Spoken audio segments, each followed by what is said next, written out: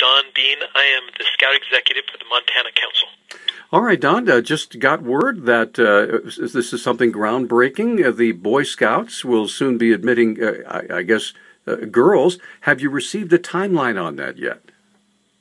Yes, in the fall of 2018, they're working on accepting Cub Scout age girls into packs. Cub Scout age is from 6 to 10, about ages kindergarten to 5th grade. Sure. Okay. So how has this been received here at the Montana? Obviously, you're in the Montana office there in Great Falls. Have you had a chance to process this at all? I haven't heard much across the state yet. It just happened this morning. There has been a lot of meetings, pre-meetings throughout Montana, where people have had the opportunity to express their views on having girls involved in scouting. And most of it was positive. It wasn't split 50-50. It was more split, like 25% had some reservations, 75% thought it was a great idea. Okay. Now, I guess one of my questions is if girls are allowed in the Cub Scout and eventually into the Boy Scout programs, what happens to Girl Scouts and Brownies? I don't know, but they're different programs. The Boys and Girls Club isn't the same program as Boy Scouts. Girl Scouts isn't the same program as the Boy Scouts. You would think we would be more closely related, but we're really not. So I don't see that affecting them a lot, but it's possible. Okay. Now, will there be any changes as far as personnel? I understand with girls coming into the Cub Scout program, I imagine more women will be becoming leaders. But I understand that there are already women leaders in Cub and Boy Scouts. Is that correct? That is correct. There are a lot of women leaders and has been for a long time. So I don't know that there'll be a huge change. Maybe a few more. I would imagine a few more.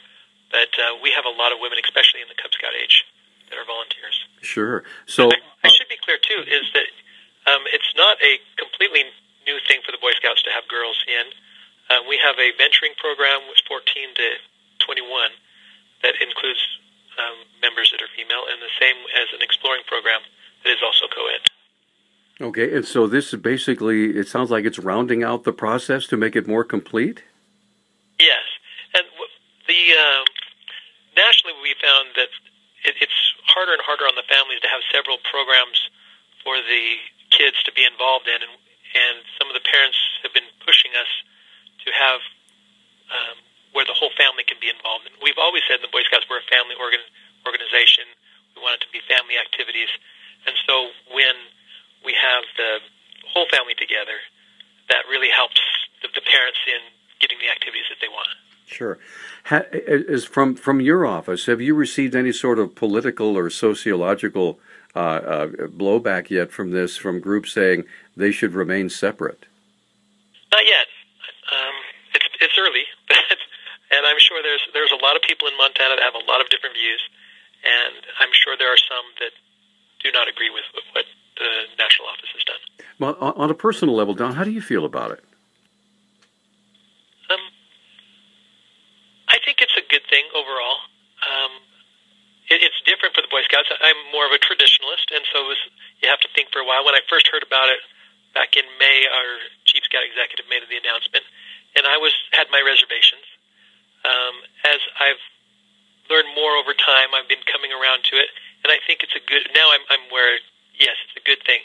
We have sponsoring organizations who own the units, and they get to choose how to implement the scouting program.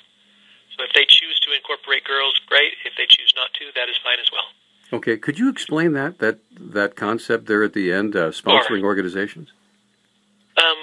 Most of our units are sponsored by churches or civic community organizations. And so when we're starting a new unit, we'll go to a church and we'll say, we'd like to start a Boy Scout unit in your area. We'd like you to be the sponsoring organization. So they own the unit. They accept responsibility of overseeing the adult applications. They select the leadership. They decide what parts of the Boy Scout program that they wish to implement unit, and then they have a say in how the Boy Scout program is run there. We give them big, broad. How do you say?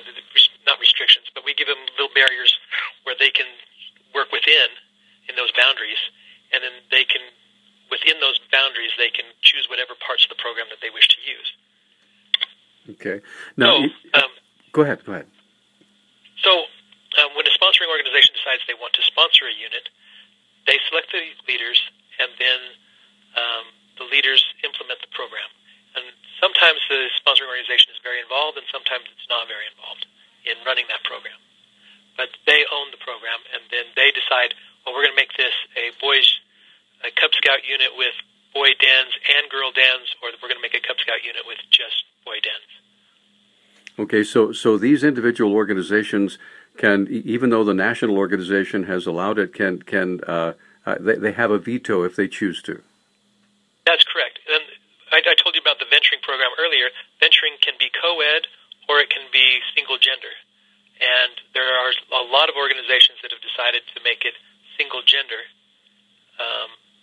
And even though it's been co-ed for many, many years, they never went co-ed.